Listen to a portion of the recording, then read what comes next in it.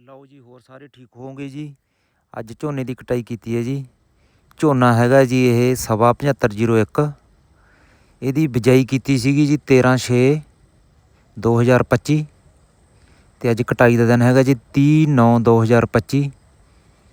ਕੋਈ ਸਪਰੇਅ ਨਹੀਂ ਕੀਤੀ ਜੀ। ਇਹ 'ਤੇ 3 ਵਾਰੀ ਇਹਨੂੰ ਯੂਰੀਆ ਲਾਇਆ ਜੀ। ਚੱਲਣ 'ਚ ਵੀ ਬਹੁਤ ਵਧੀਆ ਸੀਗਾ ਜੀ, ਕੋਈ ਦਿੱਕਤ ਨਹੀਂ ਆਈ।